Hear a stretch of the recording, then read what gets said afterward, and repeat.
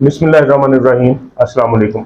Easy homeopathy में आज हम बात करेंगे यूरिक एसिड और गाउट के डिफरेंस की। मुझे काफ़ी सारे दोस्तों ने व्हाट्सएप के ज़रिए से, ईमेल के ज़रिए से रब्ता किया। यही डिमांड की गई कि एक ऐसी वीडियो दूँ जिसमें मैं फ़र्क बताऊँ आपको कि यूरिक एसिड में और गाउट में फ़र्क क्या है। अब सबसे पहले तो आप सब दोस्तों को ये बता दूं कि जो बीमारी पहले लाहक होती है वो यूरिक एसिड है। अब ये यूरिक एसिड कैसे लाहक होती है, थोड़ी सी इसकी तफसील देता हूं, फिर हम आगे चलते हैं।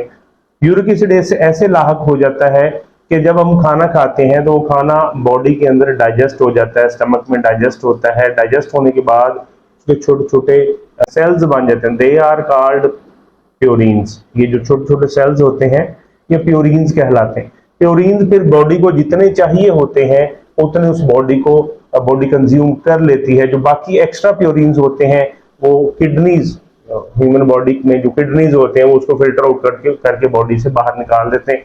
यूं ये सिलसिला चलता रहता है। लेकिन अगर ऐसा हो कि कोई भी शख्स, कोई भी बंदा बहुत ज्यादा मिकदार के अंदर प्रोटीन्स ले ले, क्योंकि ये प्रोटीन से ज्यादा बनते हैं, बहुत ज्यादा मिकदार में प्रोटीन्स ले ले, इतनी मिकदार जो बॉडी को चाहिए उससे कहीं ज्यादा हो, और फिर क्या होगा कि जो बॉडी को चाहिए वो तो लग गए। अब बाकी का क्या होगा, बाकी वाले जो प्योरीन्स होंगे उनको एक्सट्रैक्ट करना है किडनीज ने, लेकिन वो सारे नहीं कर पाते। जो प्योरीन्स बच जाते हैं ये ब्लड का हिस्सा बन जाते हैं, खून में शामिल हो जाते हैं, और फिर खून में शामिल होके तो ये क्रिस्टल्स की सूरत में, छोटे छोटे क्रिस्टल्स की सूरत में ये जो जॉइंट्स होते हैं वहां पर स्टे करते हैं।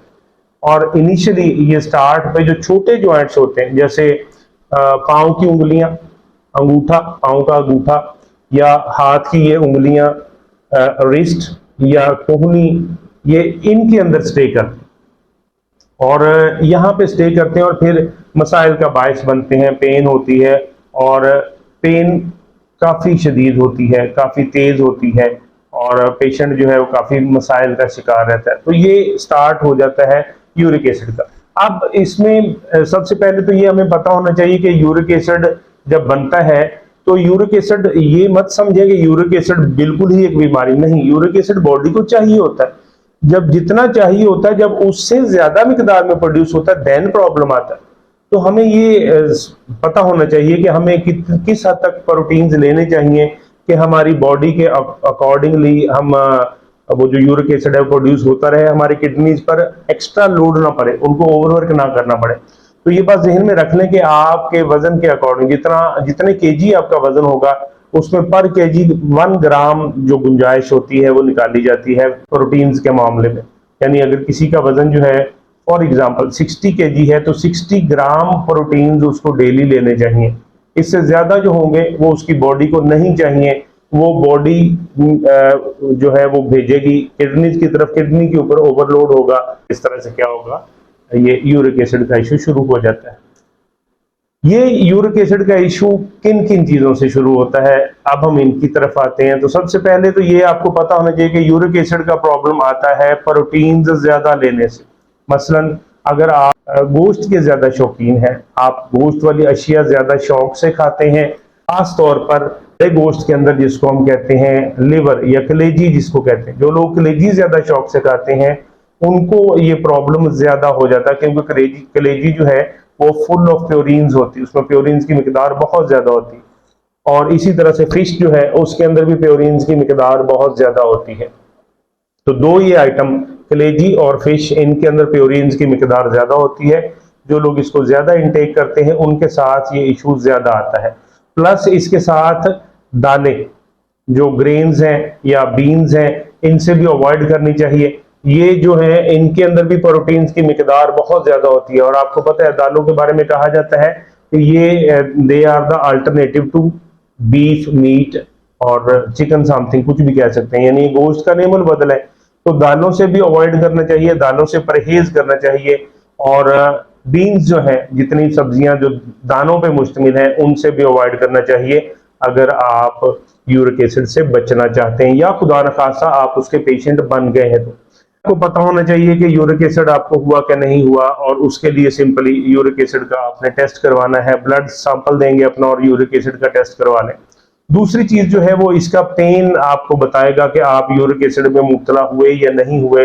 तो वो आम तौर पर ये स्टार्ट होता है पाँव के अंगूठे से। पाँव के अंगूठे का जो जॉइंट होता है वहां पे सबसे पहले ये प्योरीन्स जो है ये क्रिस्टल की फॉर्म के अंदर जाके जमा होते हैं।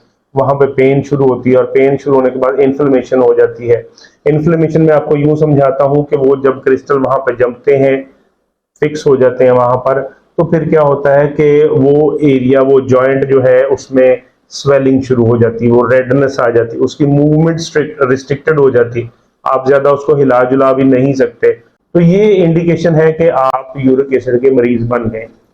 अब यूरिक एसिड हो गया, अगली किस्म, अगली कैटेगरी जिसके बारे में कहा जाता है जी गाउट। अक्सर डॉक्टर हजरात भी बताते हैं अपने पेशेंट्स को कि गाउट है आपको।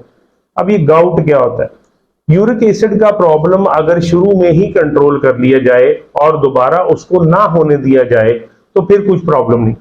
जब दोबारा मसले का शिकार होते हैं बार बार, कुछ अरसे में अगर आप बार बार यूरिक एसिड के मरीज बनते हैं, बार बार उसको ठीक करने की कोशिश करते हैं, तो देन ये सीवियर हो जाता है। ये सीवियर होके हार्ड हो जाता है, सख्त हो जाता है और ज्यादा पेनफुल हो जाता है और इसकी शेप बन जाती है गाउट की। यानी ये फिर ये नहीं है कि अब ये सिर्फ पाँव की या अंगूठे की एक उंगली में ही रहेगा या उसके अंगूठे के जॉइंट में ही रहेगा, ऐसा नहीं होगा। अंगूठे के जॉइंट के अलावा भी ये तमाम स्टार्ट होता है पहले छोटे छोटे जॉइंट से। पाँव की उंगलियों के आपकी पोरें दुखेंगी, उंगलियां दुखेंगी, स्वेलिंग हो जाएगी और मूवमेंट मुश्किल हो जाएगी। फिर आहिस्ता आहिस्ता ये बात आपकी हाथ की उंगलियों पे आएगी, फिर रिस्ट पे आ जाएगी, फिर उसके बाद कोहनी पे आ जाएगी, फिर उसके बाद आपकी एंकल्स पे चली जाती, टोज पे चली जाती। पाँव की जो टो है स्पेशली उसमें बड़ी पेन होती है।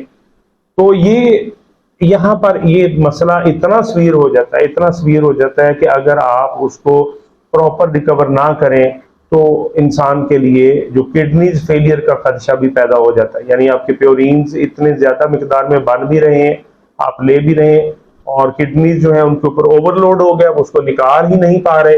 अब क्या है, अब वो ये कि वो जगह जगह आपके मुख्तलिफ जॉइंट्स के अंदर एग्जिस्ट करते हैं और जब एक बार एग्जिस्ट कर लेते हैं तो फिर उसके बाद बार बार ये सिलसिला होता है अगर आप केयर ना करें। जो चीजें जिनके खाने से ये होता है उनके खाने को अगर आप अवॉइड करें, उनके खाने से अगर अवॉइड करें और उतनी मिकदार में लें जो मैंने आपको बताई, आपके वजन के पर केजी 1 ग्राम आप ले लें, पर केजी 1 ग्राम, इतने प्रोटीन आपको डेली चाहिए। 60 किलो के वजन के शख्स को 60 ग्राम प्रोटीन सिर्फ चाहिए, ठीक है। बाकी उसके सारे क्या है, ये सारे के सारे प्योरीन उसकी बॉडी के लिए एक्स्ट्रा हो, इसलिए इसको इससे अवॉइड करें। नंबर 1। नंबर 2, एक तो ये मैंने आपको बता दिया जो आइटम्स हैं, जो फूड आइटम्स हैं जो आपके खाने की हैं, उनसे अवॉइड करें। नंबर 2 आप क्या करेंगी, नंबर 2 फ्रूट्स का ज्यादा इस्तेमाल करें, जूसेस का ज्यादा इस्तेमाल करें, पानी ज्यादा से ज्यादा पिए। जितना ज्यादा आप पानी पिएंगे उतना ज्यादा आपके किडनीज को सपोर्ट मिलेगी उस वो जो एक्स्ट्रा प्योरीन्स हैं उनको बॉडी से एक्सट्रैक्ट करने में। तो जितना ज्यादा आप पानी पी सकते हैं पिए, ये आपके किडनीज के लिए भी बेहतर होगा, आपके यूरिक एसिड और गाउट के लिए भी बेहतर होगा। अब आते हैं इस तरफ के होम्योपैथी के पास, इसकी मेडिसिन क्या है। होम्योपैथी क्या कहती है? होम्योपैथी कहती है कि आपको कोई मसला नहीं होगा और अगर आप इन तमाम मसाइल का खुदा न खास्ता शिकार हो गए, अब आपको होम्योपैथी इससे निकाल लेगी। आपने केयर भी की, इसी वजह से ना भी हो सकी, प्रॉब्लम आ गया, अब होम्योपैथी आपको इससे निकालेगी। और इससे निकालने के लिए 2 बहुत इफेक्टिव मेडिसिन हैं इस हवाले से जो होम्योपैथिक देती है। पहली मेडिसिन को कहा जाता है एसिड यूरिक या एसिडम यूरिकम, इस तरह से कह लें। 30 CH की पोटेंसी में आपको ये डोज लेनी है। अब बेहतर है कि आप इसको जर्मन ब्रांड में लें। उसके बाद एक इसके साथ अर्टिका यूरेनस, बहुत अच्छी मेडिसिन, ये भी इस हवाले से बहुत स्ट्रॉन्ग, बहुत इफेक्टिव मेडिसिन है और ये आपने लेनी है मदर टिंचर फॉर्म के अंदर। मदर टिंचर फॉर्म के अंदर लें और इसको इस्तेमाल करें। तीसरी दवाई इस हवाले से उसको हम कहेंगे कॉल्चिकम। कॉल्चिकम जो है ये भी बहुत इफेक्टिव, बहुत स्ट्रॉन्ग मेडिसिन है यूरिक एसिड के लिए, यूरिक एसिड गाउट इन दोनों प्रॉब्लम्स के लिए। और इसके साथ साथ बेंजोइक एसिड जो है आप चाहें तो वो भी इस्तेमाल कर सकते हैं।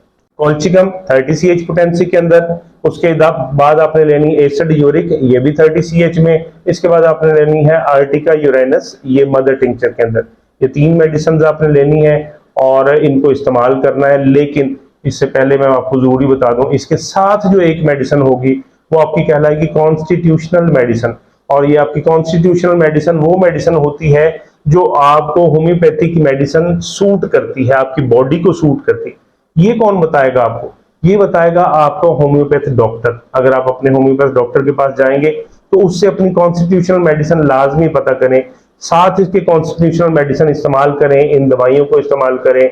जहां आपने 6 माह में ठीक होना है वहां आप 2 माह में हो जाएंगे, जहां 2 माह में होना है वहां 15 दिन में हो जाएंगे, कॉन्स्टिट्यूशनल मेडिसिन की बदौलत। तो ये बहुत ज्यादा जरूरी है। अगली वीडियो में किसी नए मसले के साथ, कुछ नई इलामात के साथ आपकी खिदमत में हाजिर होऊंगा। तब तक के लिए इजाजत दीजिए। अल्लाह हाफिज।